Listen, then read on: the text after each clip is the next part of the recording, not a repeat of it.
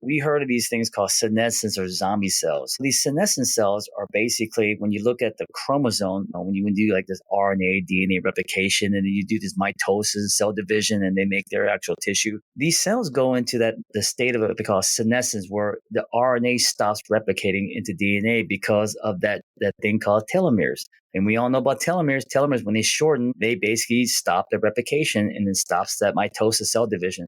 What we need to do is have a signal that turns that thing on, and maintaining that signaler would be great. Hey, it's Rocky. Welcome to Richer Soul. Today's guest is Dr. Tommy Rhee to chat about regenerative medicine and aging gracefully.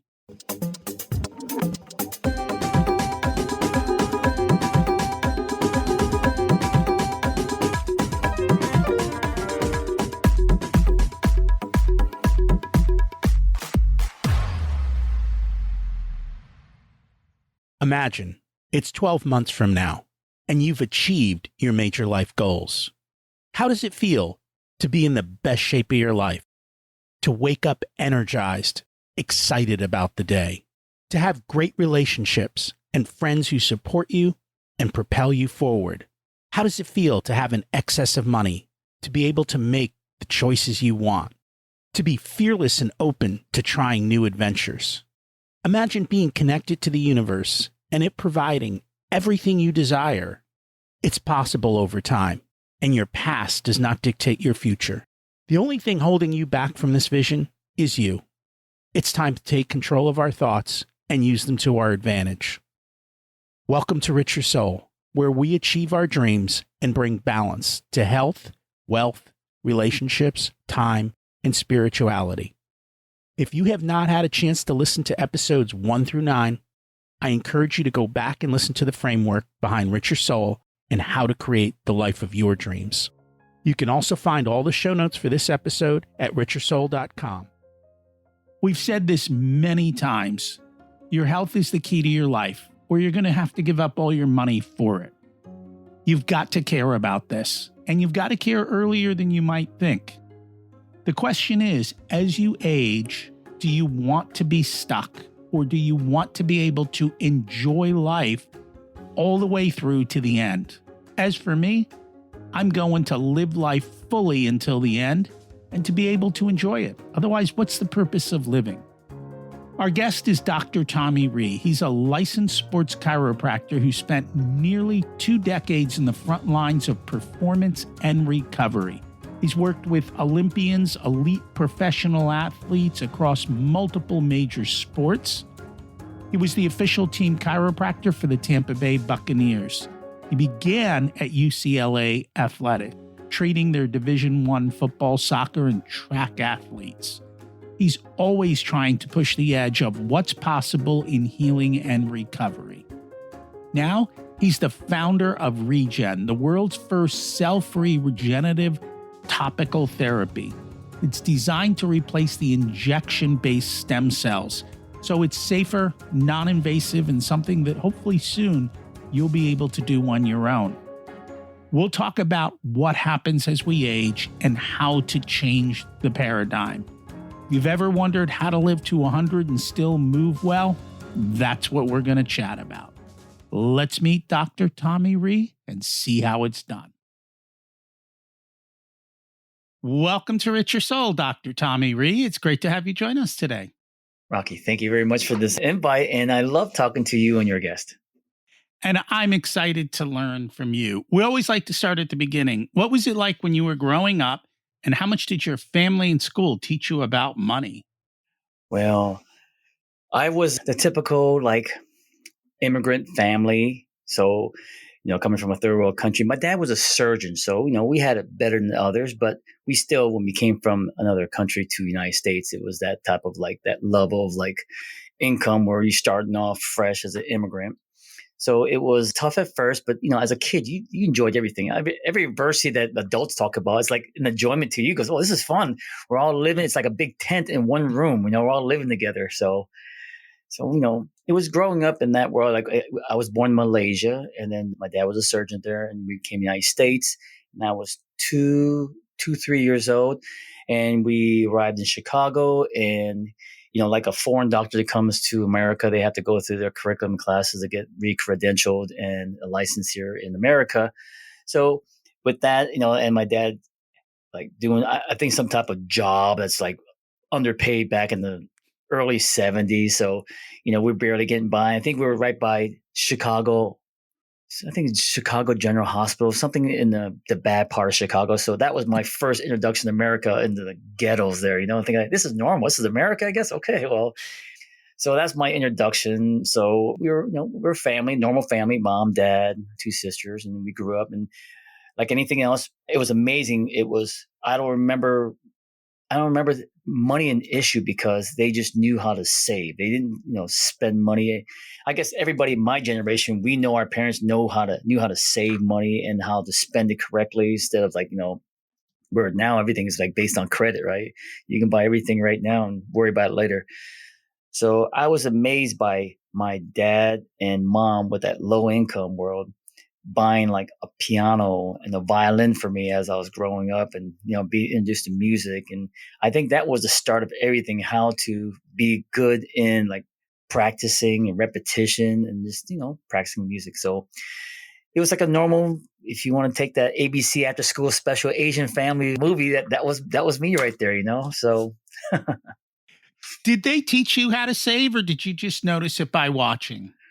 I think it's by watching. You just mimic them because you're just doing what they're doing. So everything they get in, you're really watching your spending and understanding that you don't live in the present, you live in the future, and you try to push yourself out there. So I just see what they're doing. Of course, as a kid, you go, I want, but they tell you, hey, do you want it or do you need it? So you learned the lessons and applied them.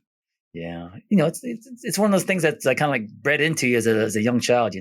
If you see it, you just mimic it and it becomes a habit, and then you try to adapt more into what you think is better. But that's a good foundation for me. No, and I think actually, I shouldn't say that. Depends on where they're immigrants from. Asian immigrants tend to have that type of mentality of saving and doing that and figuring a way out. But it's also cultural there too. Yeah, definitely culture. I see my cousins, everybody. We're all basically the same. Did they teach you how to negotiate? I wasn't sure if that's as much in the Malaysian culture or not. I don't know. I think negotiation is like. I think maybe when I was younger, I remember. You're like, I don't know about other people, but I always try to. I feel like I was that kind of person, like to push the envelope, right? So that's you're trying to like maneuver a direct course of asking for something, then go indirectly, creating that reasoning why you need to get that toy or that whatever you want to get, and then when they are getting, you're trying to get them to say yes by. I guess nowadays it's like like a salesman's his motto is like 5 no's and that's still a yes to me. So continue on to find that yes. So I think that's what as a kid you just attack that angles. I think kids naturally do that. They don't know when to stop, They don't know when to stop. which is good. But I think when they start like discovering their thought process and explaining why they want something, that's part of negotiations. Like they just need to learn how to switch it by saying I want it and figure out what they want, and then you can do that kind of manipulation with that conversation. Goes, no, this is what you want. You want to buy me a toy, remember? Yeah, usually that doesn't work so well. No. So what inspired you to get involved in medicine? Well, my dad was a surgeon, and growing up, you're in that world. You're seeing it. You're seeing my dad take care of patients, and just really caring for them. And then I was an athletic person, so I like sports. And then those two, they marry so well together. And then you start seeing that I can't play. I'm not that big of a player, so I know that I'm not going into the professional world. So I still want to be in sports, and it just somehow fit well that I can be some kind of like an assistant or some type of world inside of sports that they need, and that's that side of that therapy, medicine, chiropractic, all that. Nice. So you are a chiropractor, correct? Yes. Okay. And one of the things that you've also learned is ART therapy, and I think you've done that for a long time. Can you explain what that is and how it works? I'm a big fan. I've been using it for oh, over a decade now. It's super helpful, but I find that a lot of people aren't aware of it. Yeah. So ART, active release technique, it's a specialized soft tissue manipulation.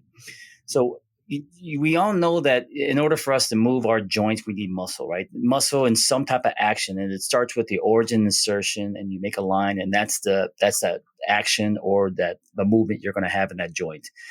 Well, there's multiple other muscles that do that type of action, but in different angles. So if you do like a little bit of like elbow flexion, you can have what they call a pronation, a rotation of the elbow and your forearm, and you can still do the same action. Well, it takes another different muscle to engage. Now, over a period of time, when you do like a repetitive motion, you create this like micro trauma.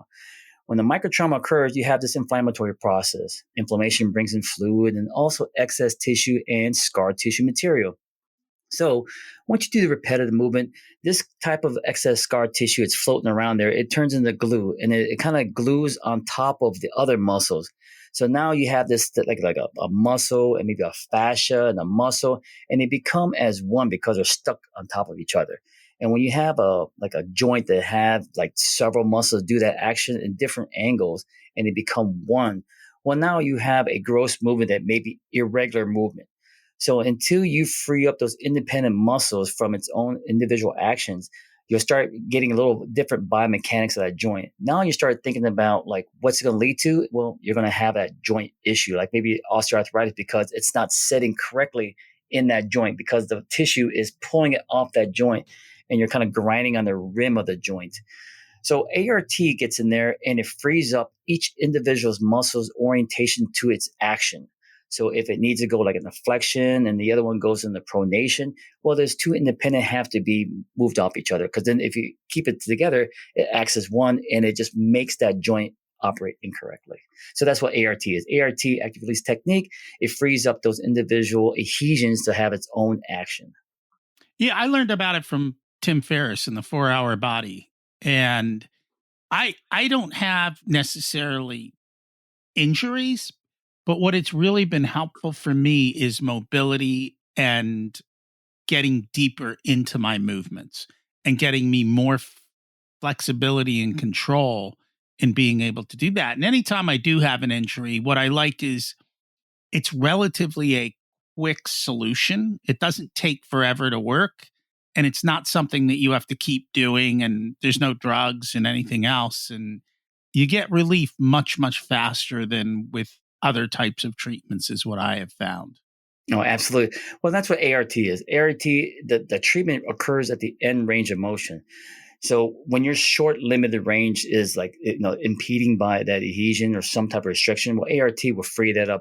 When you freeze it up, you get that increased range of motion, and then more importantly, you break up that adhesions that's restricting it. Yeah, everything moves a lot easier. Yeah. And so I know it's worked for me. Now, you also got involved with sports medicine as well, right? Tampa Bay Bucks, Olympic athletes, and others. What was that like? It was everything I wished for in my world. From as a kid, wanting to be in sports, and then switching over to being just a provider for athletes at every level. It opened up a lot of my wishes when I was a kid. So luckily, I started off at UCLA in the athletic department, and that allowed me to become like the team doctor for like track and field. Then you get the football. Then you get with girls soccer. Then you start opening up to other sports, and you're seeing all different sports and their particular injuries. So that was fantastic. And the neat thing about these kids, since it's a high caliber collegiate program, they go in the pro world. Now you're going into like these professional teams, or most of them are like Olympians. So they're going to take you along to Olympic trials, world championships all around the world. So then you're taking care of them there. Then you go into, so now you're getting very familiar with a lot of individual sports and the particular injuries. Then you get to like other like professionals like WWE when I started working with them. And those guys are very aggressively like beating themselves up. And the thing with them is that they don't have a season. It's a year-round event. There's no break. So they're constantly pounding on the body. So they need a lot of therapy to keep them going for that period of time. Then I got with the Tampa Bay Buccaneers. And with that, it was very fast-paced world because of like in college, it was more so of the athlete and the well-rounded, collegiate athlete, mindset. Once you're in the pro world, it's a business, it's a profession, and you have to make sure that these athletes are going into their best their best physical like appearance during the game without that adhesion or that apprehension to perform at that level. So there's a lot of like variables in there. So it's very aggressive with that world. So you saw that, and then you see like when you go through Olympic trials and all these. Now you're with one individual person versus a team, which is so much easier on me. But that also has its course of action with that too. So it was neat. I saw some very interesting things out there in all those realms of sports. Out of curiosity, do they spend a lot of time on nutrition? Yes and no. So in college, that was back in 2005, 8, 10. So there was a dietitian and a nutritionist. So there's that problem. But when it comes to these young kids, diet is very difficult. I mean, they just want to eat everything, and back then, your body doesn't. I mean, you're gonna do well as far as regenerating tissue. But once you get to that, plus 20s, 30s, when you start pushing that age up there, once you get to when I was at the Buccaneers, there was this guy named Kevin, awesome dietitian, nutritionist. So he had it dialed in well with particular like questions and everybody's like their biometrics and understanding about how to fine tune their system to perform the best. But the thing is that there's like two seasons of every athlete. There's an on season, off season. So when it comes to football, on season is about caloric intake. You just get as much calorie in there, clean calories, and you're not worried about like proper like balance and supplements and nutrition. You're just looking at just high consumption because you're trying to get enough energy to recover and get going again. Because the turnover is fast, right? You play a game, you recover real fast, and you go again. So it doesn't seem like they concern themselves during a season with that component. Off season, it's very pronounced with diet, regenerative medicine, anything that helps them recover and get them back to square one. Because during the season, it's about once you get going, it's about sustaining as much as that 100% as possible without being like really off the field injury. And that's important. Like you said, it's a business. And so that's what they're focused on. And everyone is replaceable, just kind of like in work. Yeah, it is. It's very unique in the professional world, especially when it's like you said, there's only 53, spots on the NFL team, and it's one goes down, fill that one in, and it's a numbers game.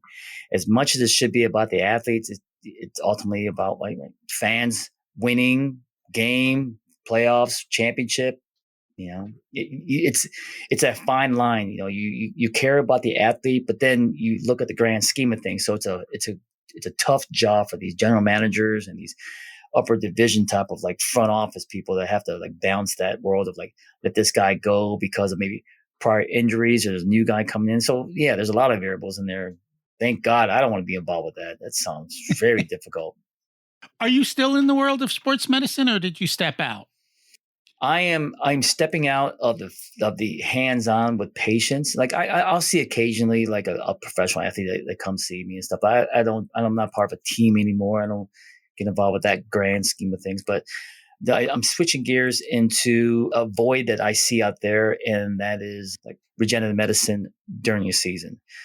That's the difficulty, is that during the season, there's not much of that protocols if you are injured. I mean, you're injured and the cycle is real fast. So you need to get back on the field. So that's why pain med is very pronounced. So when you hear about like injuries, they're doing, like anything to numb the area and you're able to play that week and continue on. So that's why when you hear about like stem cell therapy, regenerative medicine, it's always an off season thing. So when I heard about that, I said, well, there's got to be something that you can do during the season. And that's why I started thinking that, well, what's the downfall of a stem cell? It's the injection. It's that, doing the injection and the invasive type of procedure that you have that downtime. You lose a week or two of playing, and nobody wants to lose that from the injection. So I started thinking about, well, there's got to be something else. And that's why I thought about a topical application. So that's how that all started up. Nice. And you wrote a book about it, Regenerative Medicine's Future, Topical Stem Cell Potential. What inspired you to write the book? Okay, take a step backwards. So Yeah. I developed a topical stem cell cream, right? So Regen. So the difficulty is when I start talking to people, especially other providers or anybody, they all know about stem cell therapy. They all heard about it. Said, hey, it helps you heal fast and stuff like that. And people think, well, it comes from something, and so they didn't really know where the sourcing comes from, or the word, or what's really going on with stem cells. So because of that, I had to write a book because I'm repeating these answers. I'm like, I need to put this on paper and just give the book to them. Here, read the book. You'll see it's a real short book. It's a fun read. There's a science component of it, and there's also the layman's version of it. And it's so simple to follow through and understand that in this layman's side of it, there's a guy named Jeff, and you can walk through Jeff's journey in discovering stem cell and how it evolved into the present and where it's going to go into the future. Nice. And so it's more of an educational book for Yeah. the basics of it. What I have found, because I have my own longevity protocols and so forth, and once you hit about 50, things start to change. Biochemically, your body changes, and the things that used to occur don't always occur, but they're maintainable. You can supplement into them. You can do different things. You can make sure you've got a good lifestyle to make sure that occurs. What have you noticed as people age? Well, I'm that age, so I'm 57. So I'm like a lab rat. So I know exactly what's going on. So you're talking to the person that we need to talk to. So when I see like when I went through my age 50 plus, it's exactly what they say, right? Everything is a slower process of like after an exercise, you have to have longer kind of rest time or recovery time.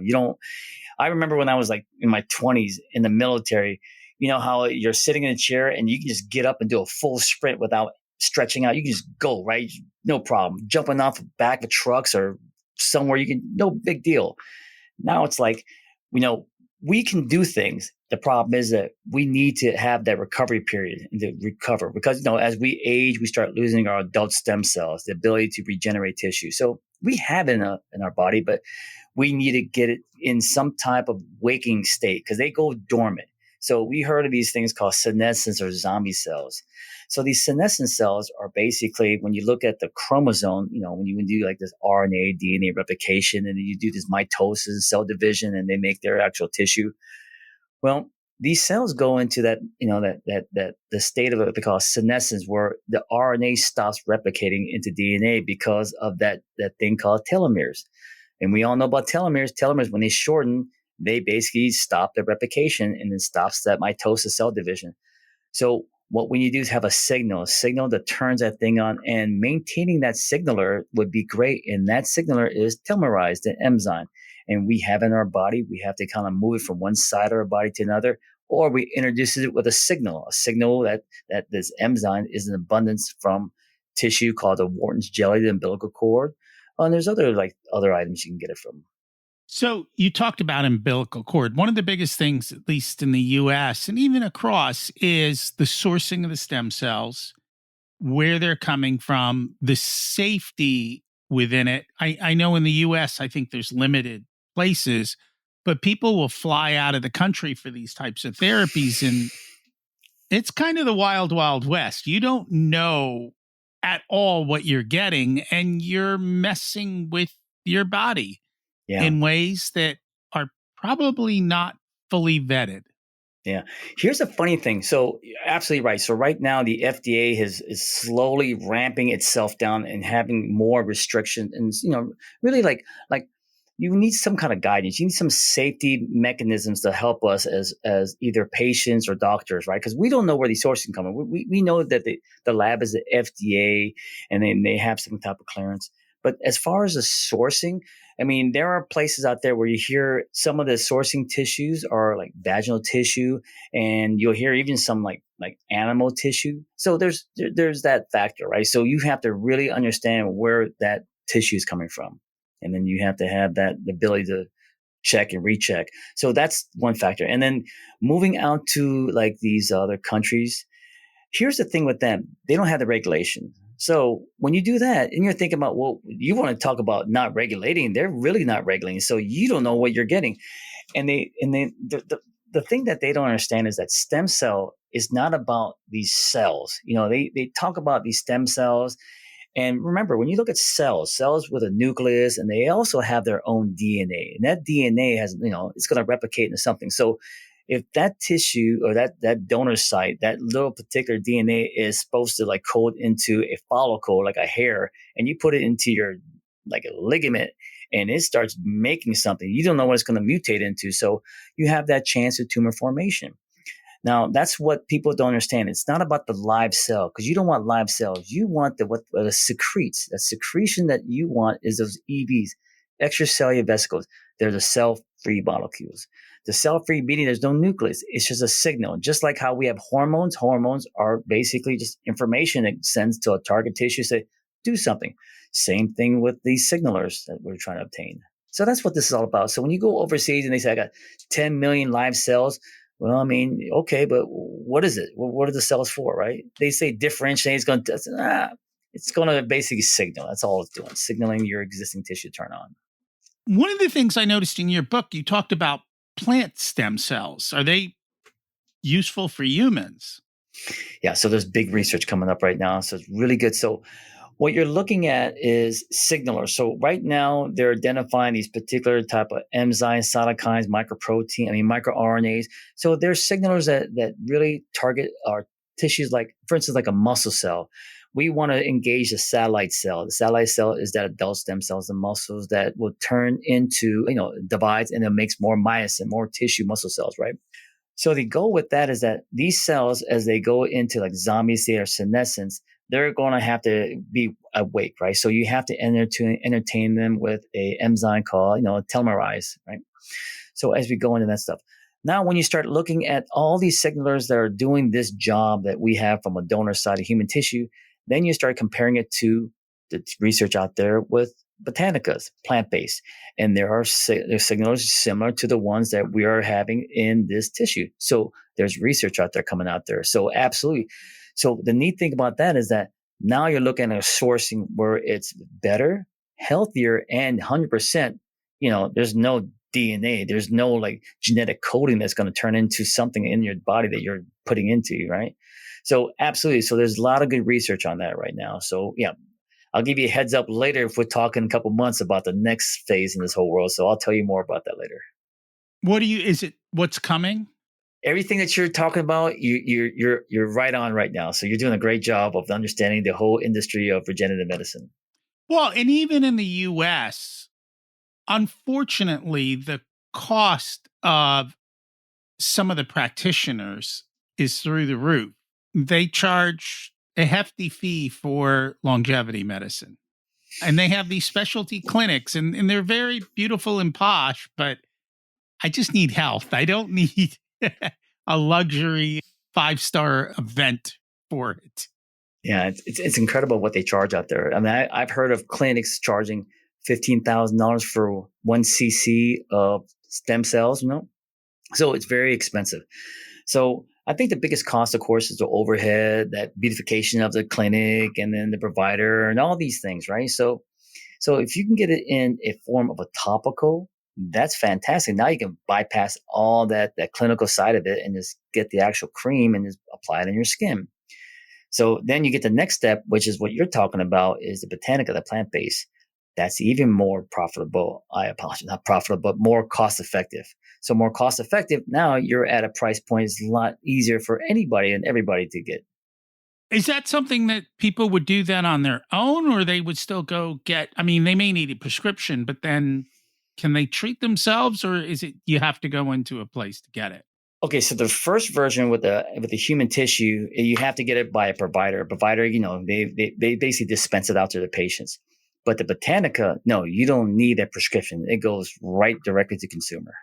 Okay. So that'll be a shift that's coming into the future. One of the terms that I've started to hear now, although I don't know how popular it is inflammaging. Can you explain what that is and kind of what's going on? Inflammation, it just, I mean, you hear the prefix words in there, right? So you got inflammation. So you're basically always inflaming your body, right? So it's all these precursors that basically give these signalers to start the actual inflammation process. So, the one thing that you want to think about is inflammation in the acute setting is necessary. But over time, you don't want a chronic scenario of inflammation, right? So that's where you start becoming into that world of excess tissue formation, more joint space of some type of excess fluid. And you're just going to get more restriction and more problem as you go into the recovery period. That makes sense. And again, a lot of that I think is just what people are eating and what they're exposed to. And over it, that's the thing. It's the cause and the reaction isn't always immediate, right? It could be a very long time from when you start doing bad things to when you start seeing bad results in your body. Especially when you're young, you don't seem to notice them at all for a while. But these days people are getting sick with diseases that were never prevalent in young people before, and yet today they are. Yeah, that's a good point. Now, so there's two types of like responses to food, right? You have the first one is pretty severe. You immediately identify it. And then you start saying, all right, you go into that inflammation of the anaphylactic shock and all that stuff. And you're worried about that peanut allergy that may, kind of like occlude the actual breathing, right? But there's also the other side, which is that duration, right? So you identify these things as a chronic inflammatory response. Those are the food sensitivities. So you have the food allergies that give you immediate response. And then you have the chronic stuff where you give the sensitivity. And that might be delayed by 2-3 weeks. So there's special tests for that where you can get the food sensitivity, and then it's just a simple finger prick. And then you just take that test and they'll identify these I think 400 foods where you have these signals called IgG, right? IgG gives you that chronic scenario of if you have a sensitivity to that particular food and that your body responds to it. Whereas IgE gives you the immediate response of that response of that allergic reaction. That makes sense.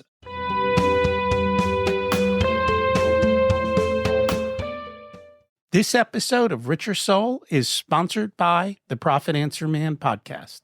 If you're a business owner who wants to scale and grow, increase profits, or want to have strategic conversations around your financials, then check out the podcast. You'll learn how to work less, increase cash flow, increase profits, and build reserves to help you weather storms. It's built on the Profit First methodology of pay yourself first.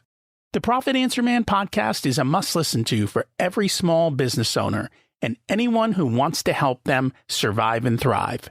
Check it out on your favorite listening platform. Does any of your work center around looking at mitochondria and their reactions to all of this? Because it's something that, everybody knows about it, but it doesn't seem like there's a lot of testing and research in how different things affect it. Yeah, that's a good question. I don't really get involved with the power plant of the cell, mitochondria. Okay. I'm mostly into the actual, like the signals that signals the existing tissue. So it's all those targeted tissues like satellite cells, chondrocyte, tenocytes, and stuff like that. Okay. What do you see is the biggest issues that people could prevent if they would behave better or maybe knew better? I think so. There's definitely the diet component, right? There's no doubt about that. So that just like you talked about, inflammation is not what you want on your side as far as recovery. You want to get that stuff out of your body as quick as possible, right? So it's about arterial flow with the oxygenated blood. Then you got the venous flow, which is deoxygenated, the metabolic waste, and then the lymphatic system.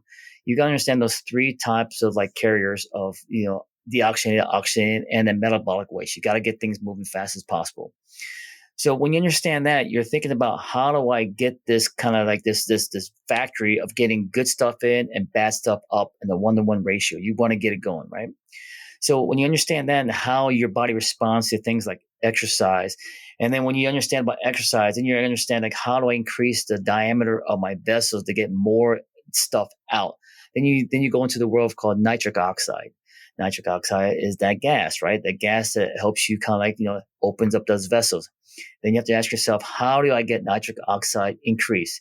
Then you think about greeny vegetable food, right? Then you look at nitrate, turns into nitrite, then it goes into nitric oxide. So there's their pathway. Then you got these enzymatic reactions, right? Then you got to look at these enzymes that can actually give your nitric oxide increase. And you got breathing. There's breathing way. You breathe through your nose, and in your nasal cavities, you can make nitric oxide. So then you look at that. Now you're looking at your whole system. Now we want to look at exercise is a great piece. Now the problem with exercise is that we can't exercise as frequent as we were like 20 years old. So now we have to look at let's exercise, but we have to recover faster. Now what helps is recover faster. Now we have to look at these other type of signalers that take our existing tissue, wakes them up, and regenerate and heal us faster. So we can have that constant build, rebuild, breakdown, that cycle of just going back and forth. We're trying to build better tissue. And it takes time and understanding for all of those things. Is there a particular thing that you look at with diet? I mean, diet's so vast in topics, and yet within it, I don't know how focused people get.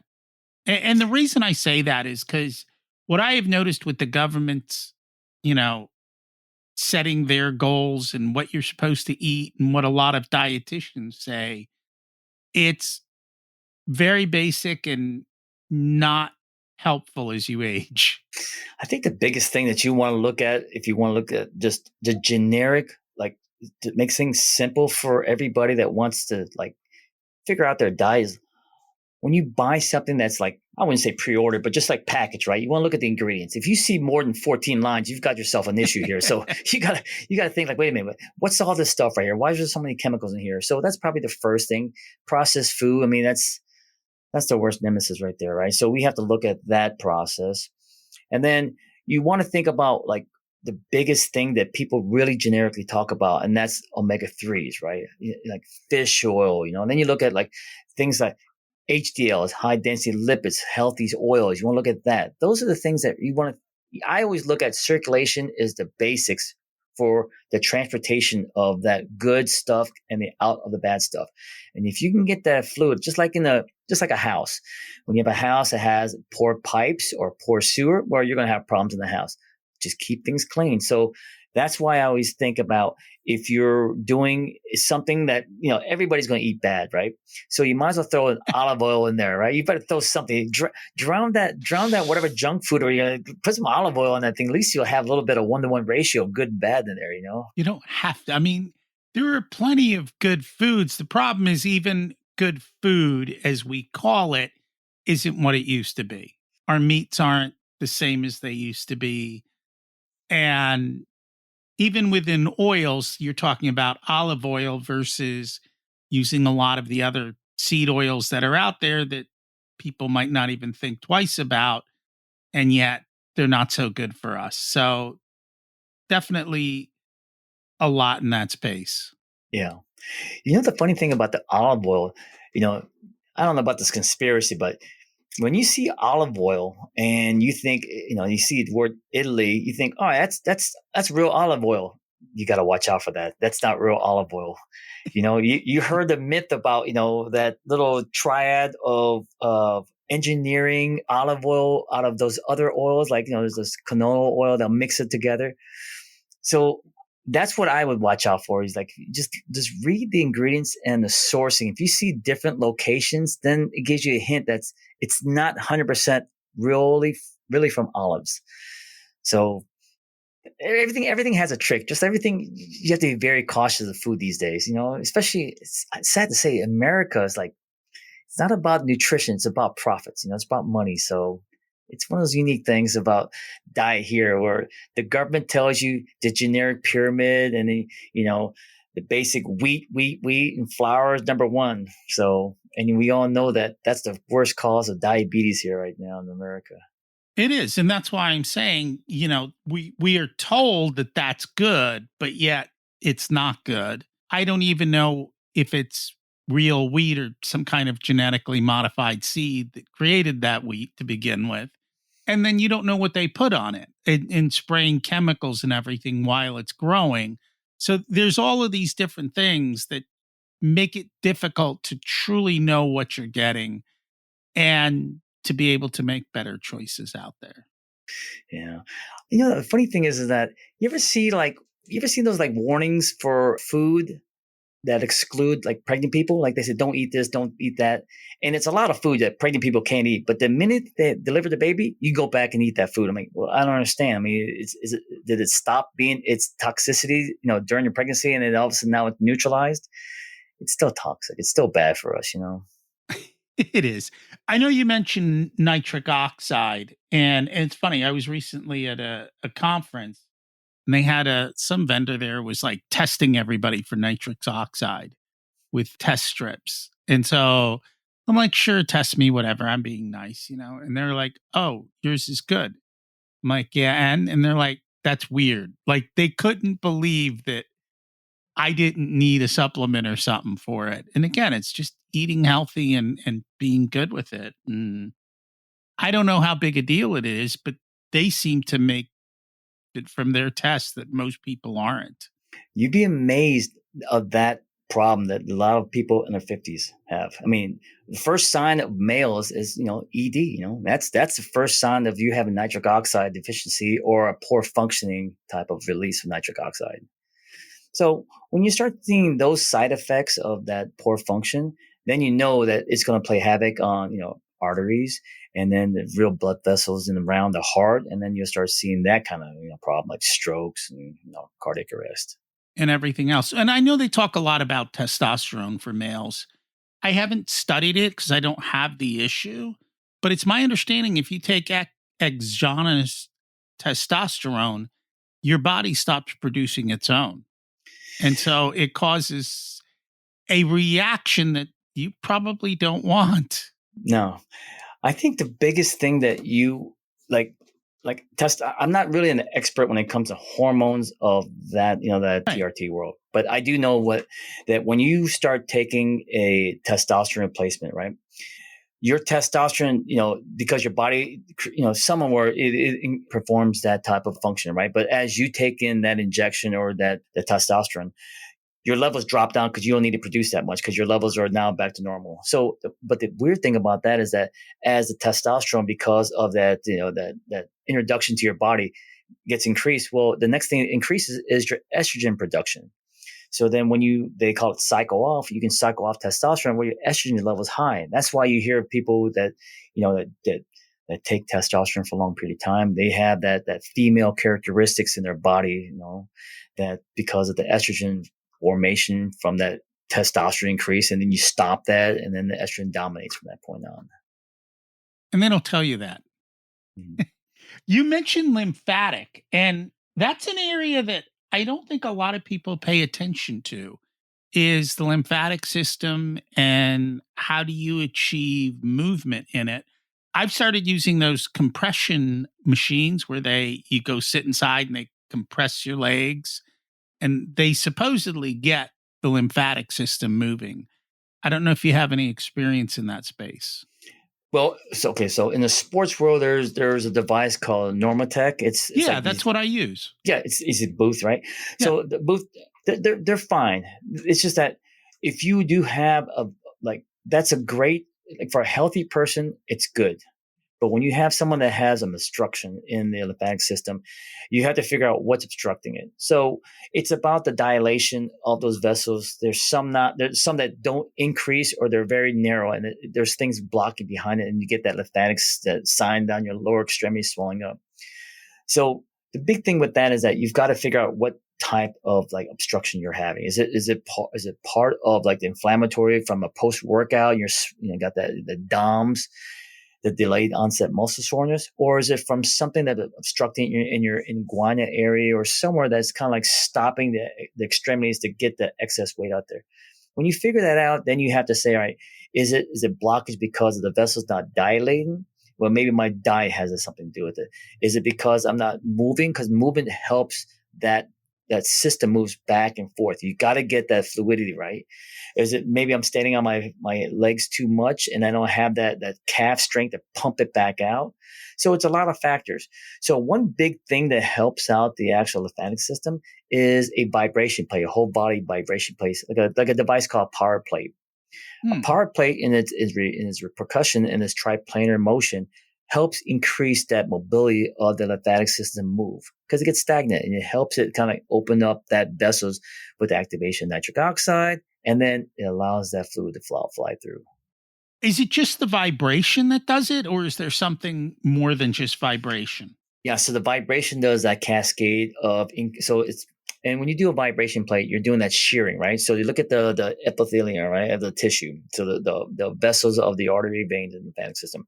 So you have a thing called shearing, where the vessels are going up and down. Like if you're walking or running, it's shearing back and forth. Well, it sets that cascade of nitric oxide production. So there is a process where you'll start seeing the nitric oxide get released, and it goes around the vessels, and the vessel dilates and opens up these vessels. Yeah. And that's what you're trying to do, is mimic exercising without the world exercise, like running or walking fast. All right. I do red light therapy, and that machine also has a vibration plate in it. So I figure, well, I'm here. You might as well do that too. Yeah. But don't And it forget, works. like, yeah, photobiomodulation does release nitric oxide too. So there's those two they're great. One vibration, and one does the actual activation with the red light therapy. A little bit of everything. We didn't ask about this, but the topical product that you have, Regen, what are people generally using it for? Like what's the condition that they come and say, I need help with?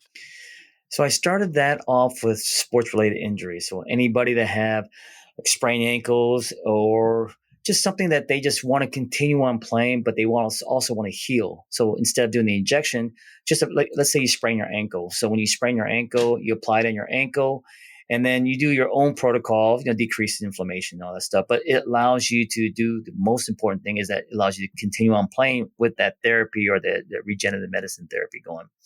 So it has the components where it can go through the skin, and then it signals your existing tissue to turn on and to regenerate tissue. Then it goes into the world of osteoarthritis. So when you have like those age-related joint problems, when you're losing that cartilage, well, the only way to grow that cartilage back in there is that you need to signal those chondrocytes to turn on to make more cartilage size. So again, that's the signal inside of Regen or Wharton's jelly umbilical cord that's in that topical. So those are the two main areas then that people use it. Yeah, repetitive injuries and sports related injuries, mostly musculoskeletal. But that's in my world because I'm a sports guy. But when you look at other people, I mean, there are things that I know that people, skin especially, is a big thing. But the problem with my topical is that I have a transdermal agent in there, and that transdermal agent pulls it right through the skin, so it bypasses skin. So that's why we are looking at target tissues of like the tendon, ligament, muscles, cartilage, and bone. But there's big things on skin for the cosmetic side of it. Some people, I know there's some clinics out there trying to do for the hair. The problem with hair, it's not so much the stem cell, it's that hormone, right? DHT, right? Dihydrogen testosterone, right? That's what the problem is. We have too much excess of that hormone. That's a byproduct of testosterone. So that's why you have these like Rogaine that inhibits that DHT. So when I hear about stem cell and regrowth of hair, it's a catch-22, because you still have that hormone, that DHT, that's really having the cause of the hair loss. So I don't think it's there yet for that particular problem. So there's so many things going on. There's so many therapies available. How do you know what's real? Yeah, And how do you figure it all out? Because it can be very overwhelming. yeah. Especially when you're in the world of injection, there's that factor of what am I injecting, right? Who am I trusting? Where is this sourcing from? So that's one thing. Now you can ask your clinic or your clinician for like sourcing. You can get the FDA licensing. You can do a little research at the laboratory that's doing this tissue donation. So there's that side of it. And as far as what you could do personally, it's difficult, right? It's just like a pharmaceutical drug, right? You don't know. But the thing with pharmaceutical drug is regulated by the FDA, whereas stem cell therapy, it's not regulated right now. So it's the wild, wild west. So you don't know. So where I see the future of where it's going is, of course, it's topical, but where it's going to go, it's got to go to the OTC world. OTC is still regulated by the actual FDA, but it's in the over the counter. over the counter is now like readily available to everybody as simple as like Tylenol or aspirin or a topical like icy hot or something like that. So that's where I see the future. So now the FDA is like observing and monitoring what's in these ingredients, whereas you do these injections, you don't know what's going on here. So yeah, absolutely, it's a catch-22 in that world of like figuring out what you want, and then do I really need it? Of course I need it, but do I trust it? Well, I need it. So your only option is surgery. You don't want the surgery. So like, what am I doing? Like, I get that it's difficult, and that's why you see a lot of clinics closing down, these laboratories closing down because the FDA is really coming down on these guys. Beyond what we've talked about, is there anything else that we should cover to help people live a healthier, more active lifestyle? Exercise. That is the biggest thing I feel. Diet is number two because exercise, it's about your joint. Your joint needs that movement. And then don't forget, our cells, we recycle our cells. Our cells die and they regenerate, right? As we get older, they slow that process down. But you still have to get that tissue to break down so you build up bigger and stronger. So I always say exercise number one because the joint likes movement. It likes that fluidity. That synovial fluid inside that joint needs that pressure, positive, negative gradient to get that fluid fluctuating in and out, to get the bad out and the good in, right? Then, the next one is diet. Know what you're eating. Just think about it. Would you feed this to a pregnant woman? No, then why would you eat it, right? Just look at that kind of like analogy. And I think those are the secrets. And then, listen to podcasts like this. Listen to people that are doing stuff that really are increasing their active lifespan, to really want to like see the future of an active person instead of like, I just want to live to 100 and who cares how I'm living it? No, you want to think about, I want to still be able to walk, travel at 100, and then, see where all this like technology is going to go. Would that be wonderful to see it in 50 years? Like, holy cow, man, the way it's moving so fast now. Oh, Is living a healthy, active lifestyle at 100 easily doable? if you're very diligent in a lot of things, yes, I think so. I think Okay. if you understand about your genetic makeup, you understand about your family history. You understand if you have a history of diabetes or, diabetes itself is just complicated by itself. So, and then you understand that the only thing that combats diabetes type 2 is you got to burn the sugar out of the blood. And how do you do that? Well, you can take a drug or you can exercise. Remember, glucose is just a gasoline.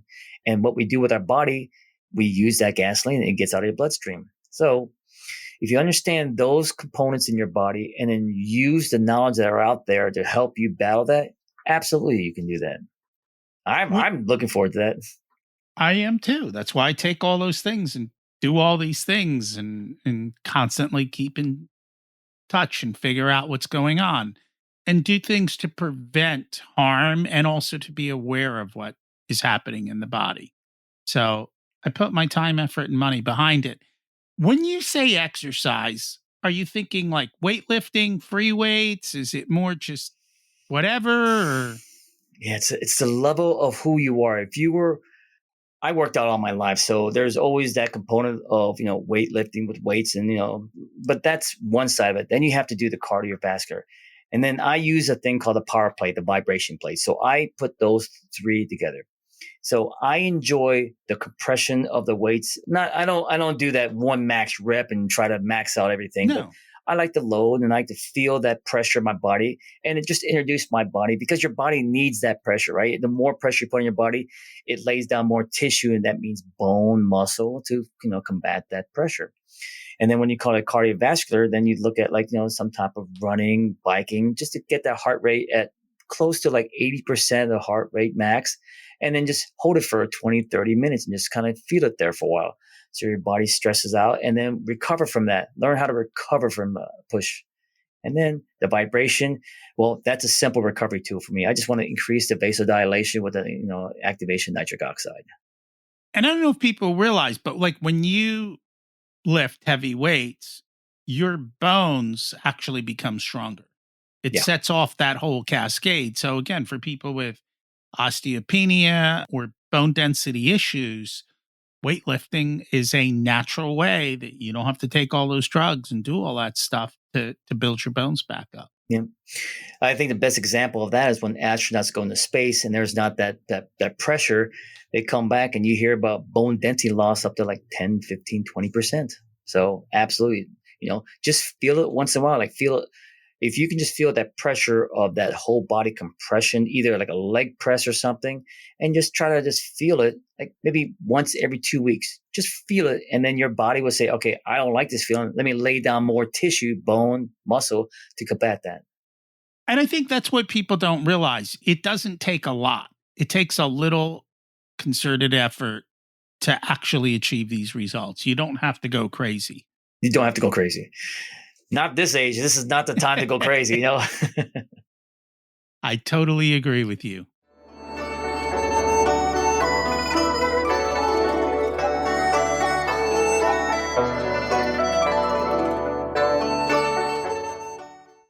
It's time to learn the secrets of life.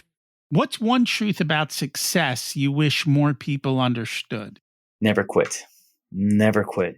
Think about if you can understand that if you never quit on a project, you never lose. You'll never lose. You can always say, I'm in progress. I'm in work in progress, right? So I always find myself, in a winning circle because I never quit. Quitting is not my thing. It's like I'll keep going. I'll take it down to the bottom of the ocean. I'm going to keep on moving that thing. So that's one secret that I wish everybody knew: is never quit. Yeah, you haven't achieved it yet, right? You just keep going. Just keep going. What did you learn later in life that you wish you would have learned sooner? Trusting my inner voice a little bit more. That's the big thing.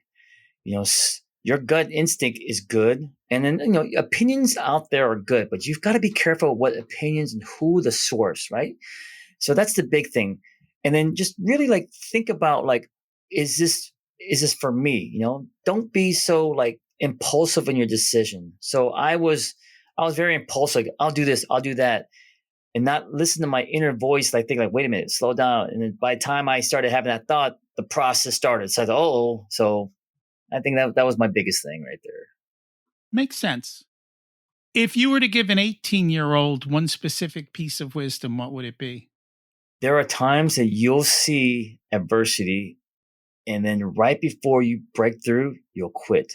Don't ever quit. I have to go back to that old, don't quit. I just remember the reason why I say that because I remember when I was in high school, I was a sports, typical ABC after school special, having a hard time. I'm an Asian, parents are from another country. I'm in America. We got that kind of like that social differences and I'm angry and then that happened. So quitting, I think that's why I really emphasize on not quitting because I know what it feels like to be one of those, I know what it feels like to quit and make excuses like, oh yeah, I did it because of that.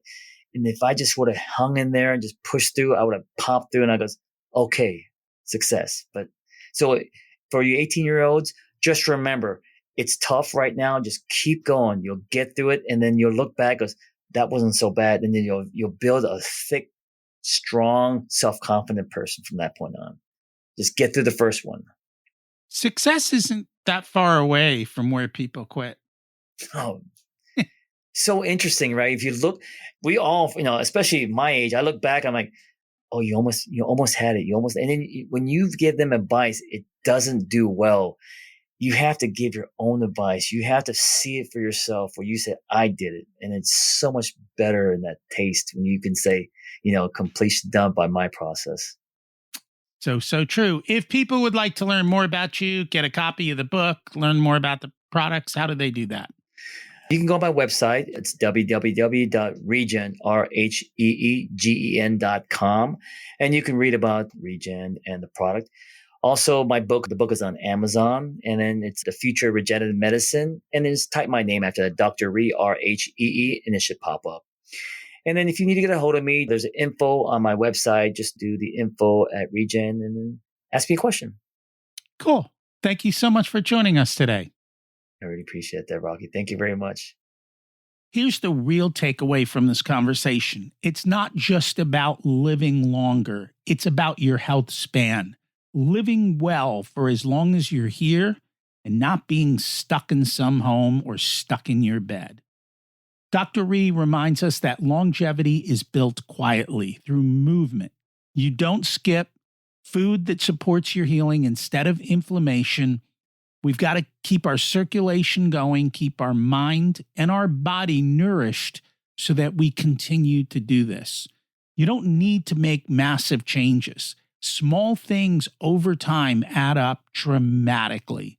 We've talked about this before. We will talk about it again. You've got to be clear and you've got to start taking supplements and doing things differently along with doing testing that is not part of the normal medical regimen. That's how you survive longer, and that's how your health span continues as you age. If you know someone else who would like to live long and healthy, would you do me a favor and share it? I appreciate that. Thanks for listening. Have an abundant week.